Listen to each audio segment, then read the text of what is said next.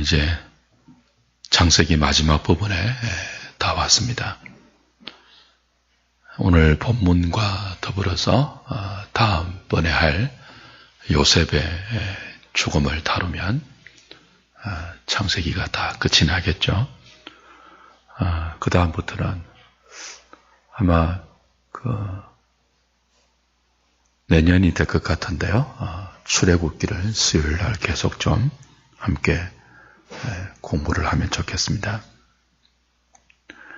지난주에 이어서 오늘 본문은 야곱의 죽음을 다루고 있습니다. 특별히 야곱의 장례식을 다루고 있죠. 창세기의 마지막 부분이고 또 야곱 개인 인생의 결산이기도 합니다. 12월 달이 한 해를 결산하는 그런 달이지 않습니까? 2014년 한 해가 다 저물어가는 이때에 야곱의 장례식을 보면서 올 한 해만이 아니고 저와 여러분들이 언젠가 맞이하게 될 우리 인생의 결산도 함께 좀 생각하는 그런 시간이 되면 좋겠습니다. 오늘 본문이 우리에게 정언하고 있는 야곱의 장례를 보면 가장 먼저 요셉이 그의 시종들은 어웬에게 명령하여서 야곱의 시신을 미라 작업하고 있는 것을 보게 되죠. 1절, 2절에 보니까 향을 사용해서 40일 동안 야곱의 시신을 미라로 만들고 있습니다. 애굽의 장묘 문화가 아무리 발전했다고 해도 아무나 다 그 시신을 미라로 만들지 않습니다. 미라 만드는 과정을 제가 좀 그 문헌을 통해서 찾아보니까 꽤 복잡하고 비용이 많이 드는 과정입니다. 옆구리에 구멍을 내어서 내장을 다 빼어 넣어서 그 향으로 의약품으로 처리를 하고 다시 집어넣죠. 뇌에 구멍을 뚫어서 뇌도 다 적출을 합니다. 그 복잡한 과정을 거쳐서 미라 작업을 하기 때문에 40일이 걸리죠. 많은 시간이 걸리고 많은 비용이 들기 때문에 아무나 미라 작업을 하지 않습니다. 적어도 애굽에서 귀족들 이상 왕의 가족들이 이런 그 시신의 미라 작업을 하죠. 뿐만 아니고 야곱의 죽음에 그 애굽 사람들이 70일 동안 애곡했다 그랬습니다. 3절에 보면 애굽 사람들은 70일 동안 그를 위하여 곡하였다라고 되어 있죠. 당시 애굽의 왕인 바로가 죽었을 때 공식적으로 72일을 애도 기간으로 정했습니다. 그러니까 애굽 왕의 장래에 이틀 빠지는 70일을 야곱의 애곡 기간으로 애굽 사람들이 치루었습니다. 아마 바로가 그렇게 명령했겠죠. 이를 본다면 40일 동안 야곱의 시신을 향을 통해서 미라 처리했고 70일 동안 애굽 사람들이 야곱의 죽음을 애곡했던 것을 보면 야곱의 장례는 거의 애굽의 국장급으로 치러진 것을 우리가 알 수 있습니다. 이건 7절 말씀에 그 70일의 그 애곡 기간이 끝나고 이제 요셉과 그의 형제들이 야곱의 시신을 가나안 땅으로 옮기지 않습니까? 옮길 때 그 따라갔던 장례 행렬을 보면 이게 한 개인의 장례식이 아니고 국장과 방불하다는 것을 거의 우리가 확실히 알 수 있습니다. 7절을 보시면요. 요셉이 자기 아버지를 장사하러 올라가니 그 다음 누구누구가 따라갔죠? 바로의 모든 신하가 따라갔습니다. 바로 궁에 원로들, 애굽 땅의 모든 원로들이 요셉 집과 야곱의 그 가족들과 함께 다 따라갔습니다. 이 모든이 강조되고 있어요. 바로의 모든 신하가 야곱의 장래 행렬에 다 동참하고 있습니다. 애굽의 모든 원로들, 바로궁의 모든 원로들이 다 따라가고 있습니다. 그리고 9절 보면 그것만이 아니죠. 병거와 기병까지 요셉을 호위하면서 그 장래 행렬을 보조했습니다. 그리고 그때가 심히 컸다라고 이야기합니다. 한 개인의 장래 행렬이 아닙니다. 이건 분명히 애굽의 모든 신하, 애굽의 모든 원로들이 다 동참하고 있습니다. 국장급입니다. 거의 국장급이에요. 그렇게 거의 애굽의 국장급의 화려한 장래 행렬이 이제 애굽 땅을 떠나서 가나안으로 가는데 중간에 요단강 건너편 아닷 타장 마당에서 또 7일 동안 가나안식으로 애곡의 기간을 거칩니다. 이때 가나안 거민들이 이 거대한 그리고 화려한 야곱의 장래 행렬을 보고 큰 인상을 받습니다. 그래서 그곳의 이름을 애굽 사람의 큰 애통이라는 뜻으로 아벨 미스라임이라고 부릅니다. 말하자면 야곱의 장래는 애굽에게도 그렇고 가나안 거주민에게도 그렇고 모두 대단히 큰 인상을 남긴 그런 장례식으로 진행이 되고 그 화려한 장례식이 끝나고 요셉과 그의 형제들이 다시 애굽으로 돌아왔다 하는 것이 본문의 내용이에요. 오늘 이 야곱의 장례식이 우리에게 주는 교훈이 무엇일까요? 하나님께서 야곱의 이 장례식의 내용을 통해서 우리에게 주시는 영적 메시지가 무엇이겠습니까? 첫 번째는 왜 이렇게 야곱의 장례식이 화려한가 하는 것입니다.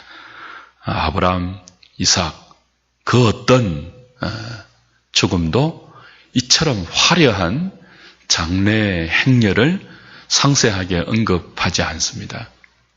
왜 이렇게 하나님은 야곱의 장례식을 거의 애굽의 국장급의 장례식이라고 구태여 밝히고 있고 또 하나님은 이 야곱의 장례식을 이렇게 화려하게 뒤에서 섭리하고 계시겠습니까?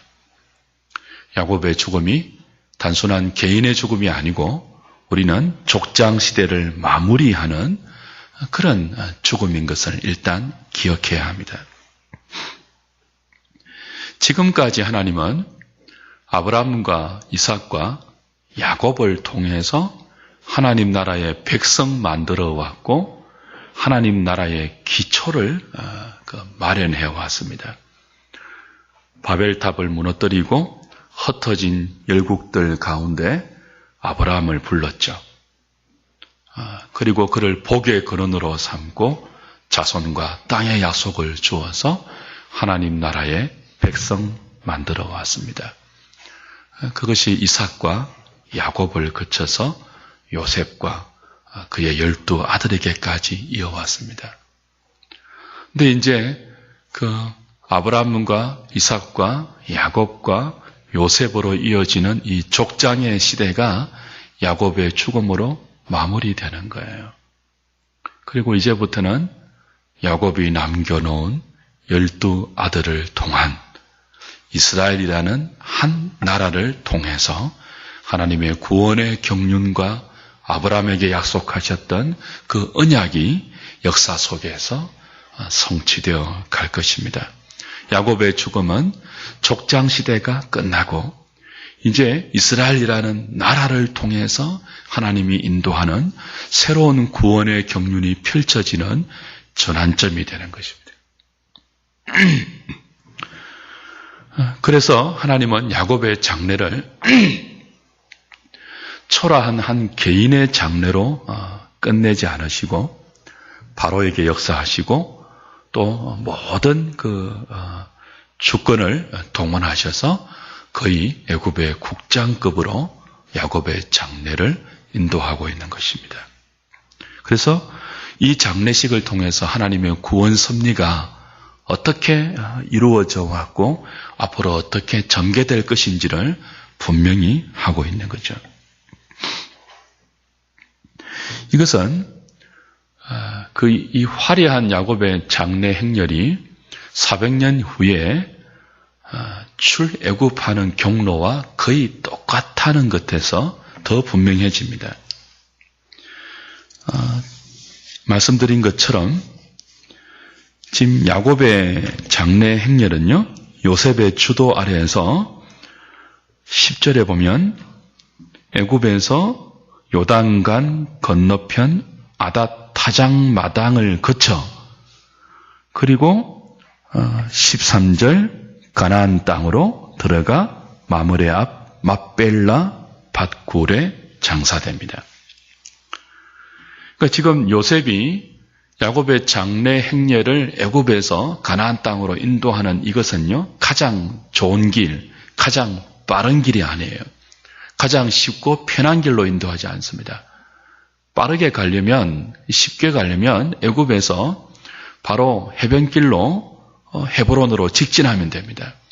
근데 지금 요셉이 인도하고 있는 야곱의 장례 행렬은 그 수많은 거대한 행렬을 이끌고 굳이 먼 광야길을 거쳐서 요단 동편, 사해 남부를 거쳐 요단 동편을 거쳐 아닷 타작마당을 거쳐 다시 헤브론으로 내려오는 복잡하고 먼 우회길을 선택하고 있습니다. 많은 주석책들을 찾아보니까 대부분의 학자들이 요셉이 이 길을 선택한 것을 주변 나라와 충돌을 피하기 위해서라고 추석해 놓았습니다. 근데 그것만이 아니겠죠. 단순히 주변 나라와의 그 군사적 혹은 다른 물리적 충돌을 피하기 위해서 이 먼 길을 돌아간 것이 아닙니다. 애굽은 가나안 땅에 있는 군소 국가를 두려워할 만큼 작은 나라가 아닙니다. 애굽은 당대의 세계를 주무르는 강대국입니다. 애굽의 바로는 전 세계의 통치자라 할 만큼 큰 권세를 갖고 있는 왕이며 그 바로가 요셉이 주도하고 있는 야곱의 장례 행렬에 자신의 군사를, 기병과 모든 군사를 다 내어주었습니다. 그러보건대 주변 국가와의 군사적 충돌을 피하기 위해서 이렇게 먼 길을 돌아갔다고만 볼 수가 없어요.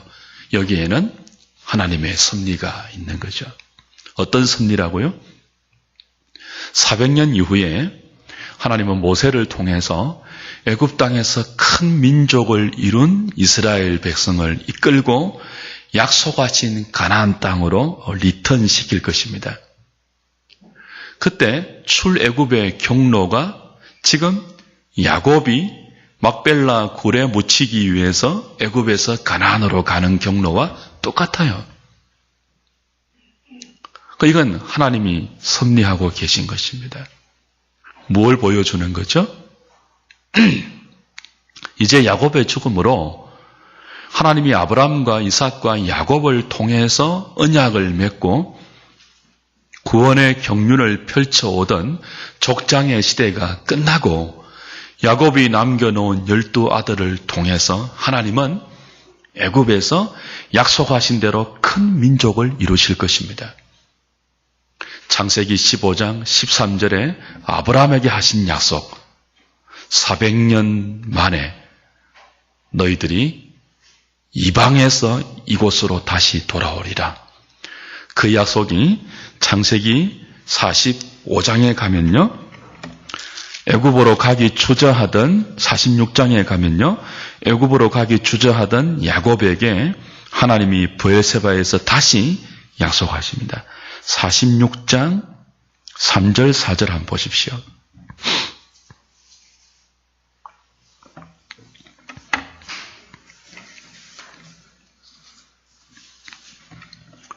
하나님이 이르시되 나는 하나님이라 내 아버지의 하나님이니 애굽으로 내려가기를 두려워하지 말라.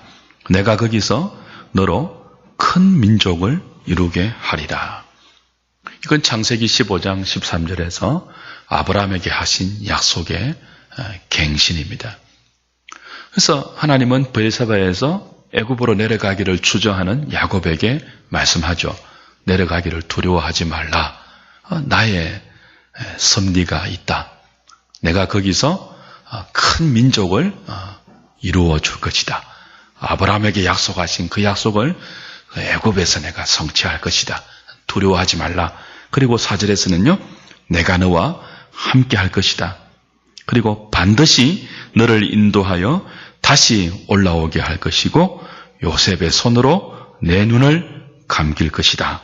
약속을 해 주셨죠.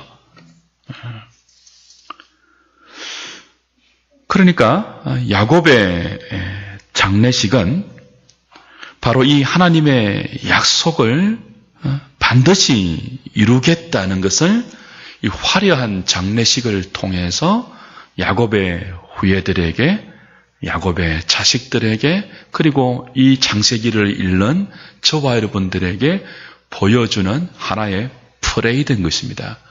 하나의 위대한 메시지인 거예요.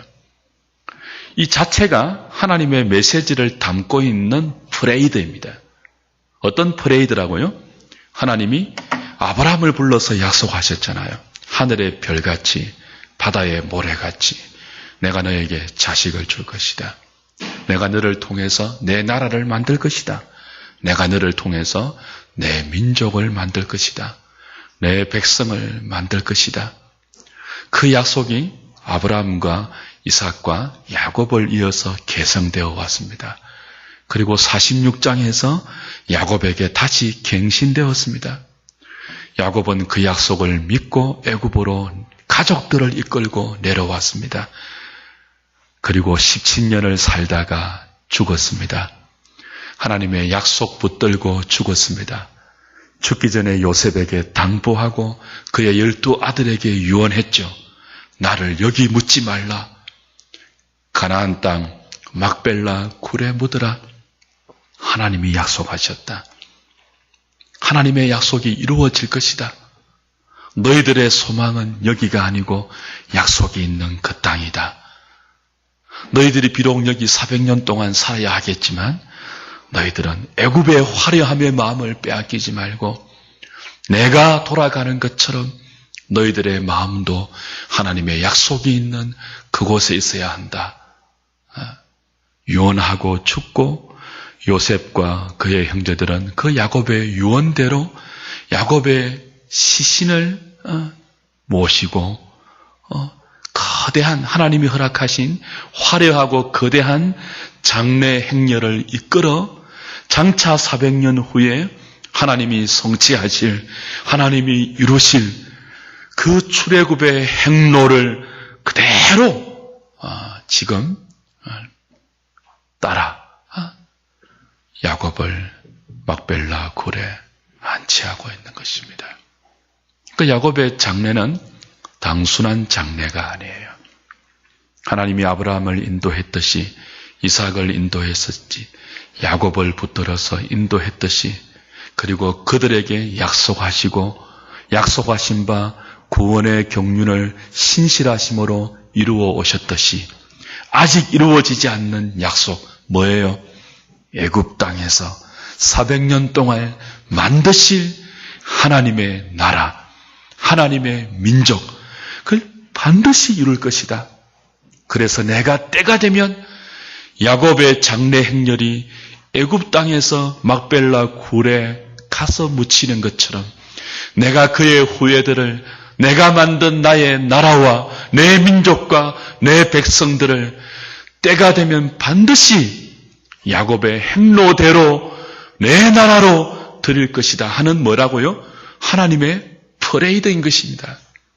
야곱의 장례식은 바로 이 하나님의 구원의 경륜이 하나님의 약속 따라서 애굽 땅에서 신실하게 이루어질 것을 우리에게 보여주고 있는 위대한 메시지인 것이죠.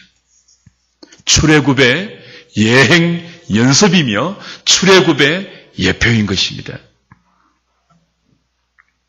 주 안에 사랑하는 여러분, 이건 실로 은혜입니다. 큰 은혜입니다. 야곱은 죽음의 순간까지, 그의 장래 행렬까지 하나님의 구원의 경륜을 드러내는 통로로 쓰임받고 있습니다. 태어날 때도 하나님의 은혜의 손길에 붙잡혀서 야곱은 태어나지 않았습니까? 간사하고 도둑놈이고 거짓말쟁이이며 하나님을 대적했던 야곱입니다. 은혜 받을 만한 자격이 없고 장자가 될 만한 조건이 없고 하나님 백성이 될 만한 아무런 이유가 없는 야곱입니다. 딱 하나의 이유는 하나님의 은혜에 붙잡혀서 태어났고 하나님의 은혜에 붙잡혀서 일생을 살았고 하나님의 은혜에 붙들려 죽었고 하나님의 은혜에 붙들려 장래까지 치르고 있습니다. 그의 처음부터 마지막까지 그는 하나님의 은혜가 무엇인지를 보여주는 텍스트로 쓰임받고 있습니다. 여러분, 하나님의 은혜가 무엇인지를 보려면요, 야곱을 들여다보면 됩니다. 아브라함보다 더 위대한 은혜가 보이는 일생입니다. 그 어떤 인간보다 하나님의 은혜의 위대함을 보여주는 가장 선명한 그림이 야곱의 일생입니다. 출생부터 죽음까지입니다. 아무런 조건이 없이 하나님 앞에 칭찬받고 사랑받을 만한 아무런 행함이 없을 때에 하나님은 야곱을 사랑하셨고 에서는 미워했다고 했습니다. 사랑받을 만한 아무런 이유가 없는 야곱을 하나님은 그리스도 안에 창세전에 택정하셔서 때가 되어 그의 능력의 손으로 불러서 지렁이 같은 야곱을 이스라엘로 변화시켜 왔습니다. 죽음의 순간까지 그를 믿음의 소망을 품고 죽는 믿음의 사람으로 변화시켜 내셨습니다. 147년 야곱의 인생은 하나님의 은혜가 우리에게 만들어내시는 열매가 무엇인지를 가장 선명히 보여주는 하나님의 위대한 작품입니다.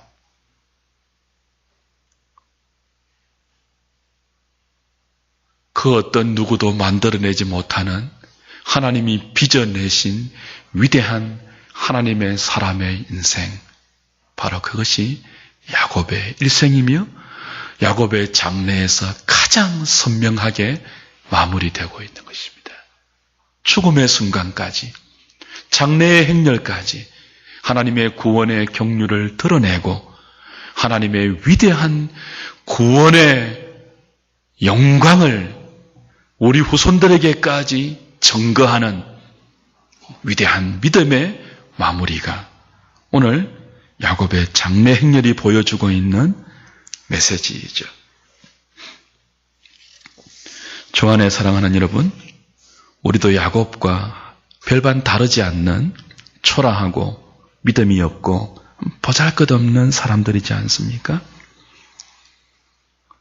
하나님을 믿기보다 우리 머리를 잘 동원하고 자주 의심하고 장깨를 많이 부리고 하나님을 믿는다고 하면서도 하나님 백성답지 못할 때가 얼마나 많습니까?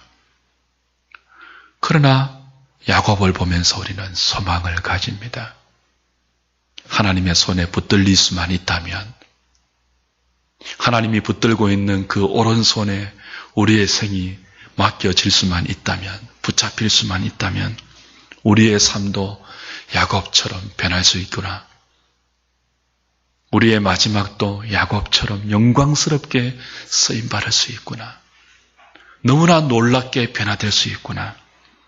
죽음의 순간까지, 장래의 순간까지 하나님의 구원을 증거하고 하나님의 약속이 성취되는 통로로 쓰임받는 영광을 우리도 누릴 수 있구나.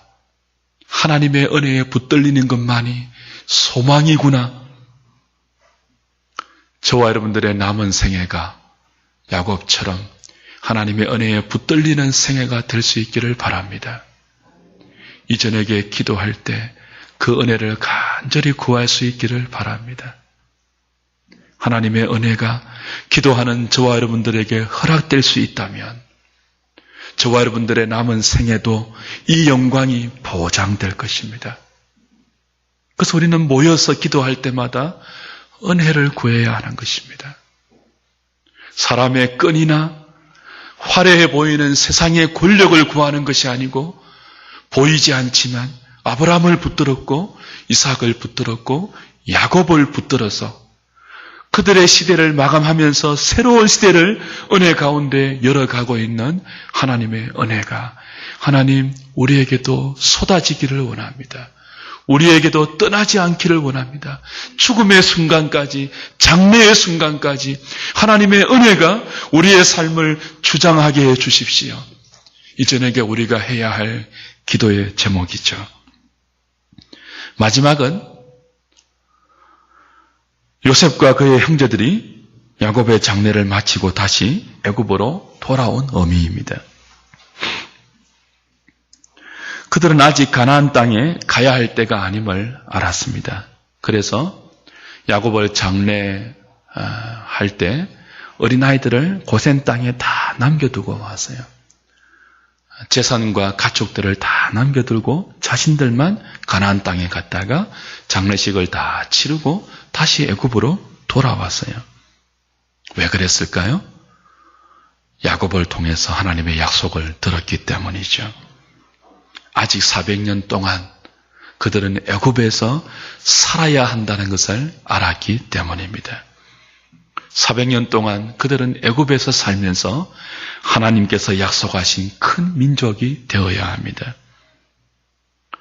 지금 바로가 죽고 나면 또 다른 바로가 등장하면 요셉을 기억하지 못하는 바로가 등장하면 고난이 시작될 것입니다. 그들에게 남아있는 400년은 장밋빛 미래가 아닙니다. 흑암의 미래일 것입니다. 그러나 그들은 약속 붙들고 애굽으로 돌아옵니다. 그 약속 붙들고 이제는 개인이 아니고 야곱의 12지파 하나님이 이루실 큰 민족으로 이제는 족장시대가 아니고 나라 공동체로 이스라엘이라는 이름으로 그들은 애굽 땅에서 하나님의 약속을 붙들고 아브라함이 그랬던 것처럼 이삭이 그랬던 것처럼 방금 장사하고 돌아온 야곱이 그랬던 것처럼 그들은 가나안 땅이 아닌 애굽에서 이제 아브라함처럼 이삭처럼 야곱처럼 말씀 붙들고 살아내어야 합니다. 야곱의 장례 행렬이 그리고 그 장례식을 너무나 영광스럽게 진행시켜 주신 하나님의 손길이 보장하는 것이 무엇입니까?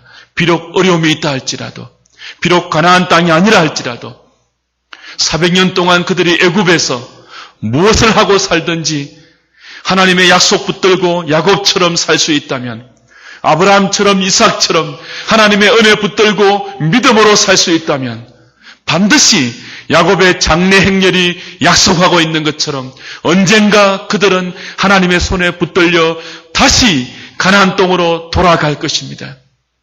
이제부터 그들은 그걸 믿음으로 붙들고 더 이상 개인이 아니고 이제는 아브라함이 아니고 이삭이 아니고 야곱이 아니고 이스라엘이라는 공동체로 이 애굽에서 살아내어야 합니다. 그 믿음 가지고 요셉과 형제들은 다시 애굽으로 돌아왔습니다. 사랑하는 여러분, 오늘 우리에게 필요한 것이 무엇입니까?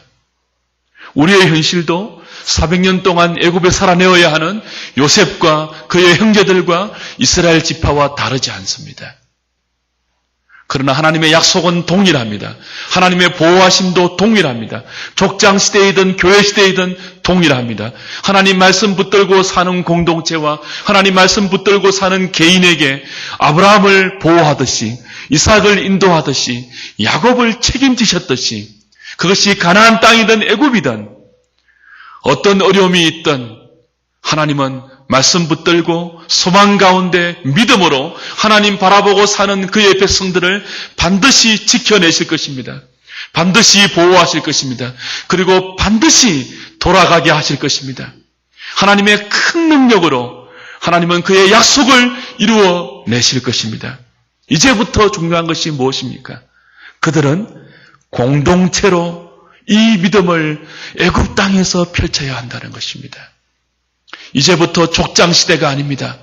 하나님은 이제부터 아브라함과 이삭과 야곱을 통해서 펼쳤던 구원의 경륜을 끝내시고 이제부터는 이스라엘이라는 이름으로 그들을 인도하실 것입니다. 그래서 오늘 야곱의 장래 행렬은 이스라엘이라는 이름으로 줄곧 진행됩니다. 공동체가 중요하다는 거죠. 주 안에 사랑하는 여러분, 교회가 왜 중요합니까? 애굽 땅과 같은 이 세상을 살아가는 저와 여러분들에게 교회는 하나님이 허락하신 안전한 피난처입니다. 우리가 어디에 소망을 두고 살아야 할지 하나님이 가르치는 진리의 보고입니다. 교회를 떠나서 우리의 영혼은 안전할 수 없습니다. 하나님의 약속은 교회를 통해서 선명히 우리에게 가르쳐 줄 것입니다. 이제 이들은 함께 어려움을 겪어나가야 합니다. 다음에 볼 것이지만 그것을 위해서 그들은 서로 용서해야 합니다. 서로 의지해야 합니다. 서로 한 믿음을 가지고 하나님을 소망해야 합니다. 잘 모여야죠, 이제.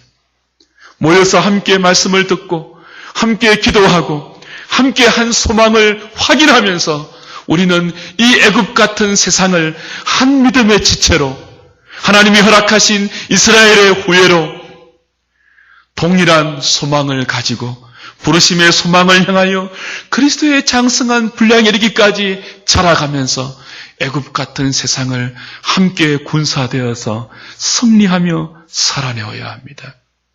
잘 모일 수 있는 저와 여러분 되면 좋겠습니다. 함께가 중요합니다. 함께 모여서 말씀을 나누십시오. 구역에서 잘 모이고 함께 삶을 나누십시오. 함께 기도하십시오. 그리고 함께 동력자 의식을 확인하십시오. 그것이 족장 시대가 끝나고 이제 야곱의 장래 행렬이 우리에게 인도하는 새로운 이스라엘의 시대가 도래했다는 이 야곱의 장례식이 우리에게 주는 영적 메시지입니다. 이제는 개인이 아닙니다. 공동체입니다. 교회를 사랑하십시오. 교회를 우리의 삶의 산실로 인정하면서 교회를 떠나서 아무것도 할 수 없다는 마음을 가지고 주 앞에 가는 그날까지 하나님의 약속을 잘 붙드는 저와 여러분 될 수 있기를 주님의 이름으로 부탁드립니다.